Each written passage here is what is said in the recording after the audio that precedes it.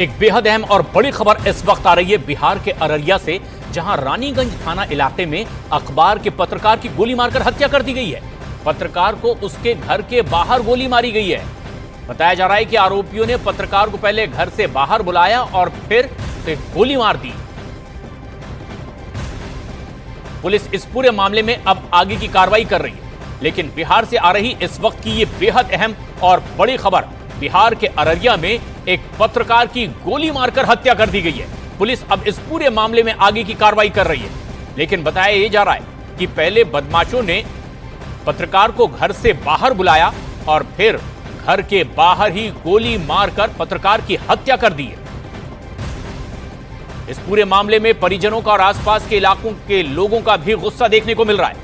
ऐसे में पुलिस मौके पर पहुंची है और सांत्वना दी जा रही है। सख्त कार्रवाई का भरोसा भी पुलिस विभाग की ओर से दिया जा रहा है। लेकिन यह बेहद अहम ऐसे में जबकि बिहार के अररिया में एक पत्रकार को घर के बाहर ही गोली मार दी गई। चंद्रमोहन कुमार हमारे सहयोगी इस वक्त हमसे सीधे जुड़ रहे हैं। चंद्रमोहन, आखिर ये कैसे हुई ये वारदात, क्या बताया गया आधिकारिक तौर पर?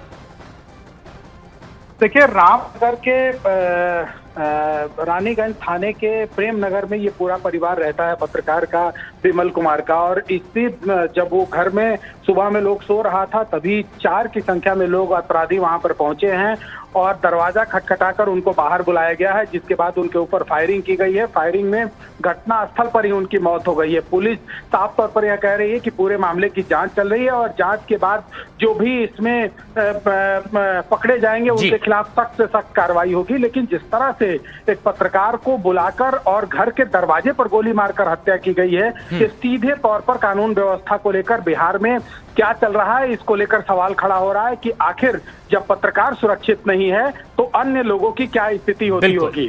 जो परिवार के लोगों का सीधे तौर पर यह आरोप है कि उनके छोटे भाई की भी एक हत्या हुई थी 2018 में और उसी मामले में ये गवाह थे और ये कहा जा रहा था कि इस गवाही में अगर उनकी गवाही हो जाती है, आगे जो केस का ट्रायल चल रहा है उसमें जो आरोपी हैं उनको सजा हो जाएगी और शायद यही वजह है कि इसी को लेकर इनकी हत्या की गई हो।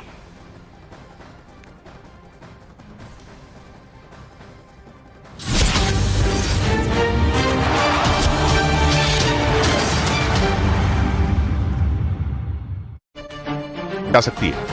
बताया गया कि पीछे से 2.25 लाख क्यूसेक पानी छोड़ा गया, जो वहां के लोगों के लिए मुसीबत का सबब बन गया। वहां से जो तस्वीरें आई उनमें पानी का स्तर और रफ्तार काफी तेज नजर आई, जो आसपास के इलाकों को अपनी जद में लेने को बेताब दिखा। आसपास के कई गांवों में तो पानी ने घुसपैठ करनी शुरू भी कर दी। गांव में तो पानी का लेवल बढ़ गया है, पीछे से 2,25,000 क्यूसेक होने के कारण थोड़ा बहुत गाँव में तो जाएगा। बाढ़ का खतरा बढ़ता देख वहां प्रशासन अलर्ट पर आ गया और बचाव के लिए कदम उठाने शुरू कर दिए। उत्तराखंड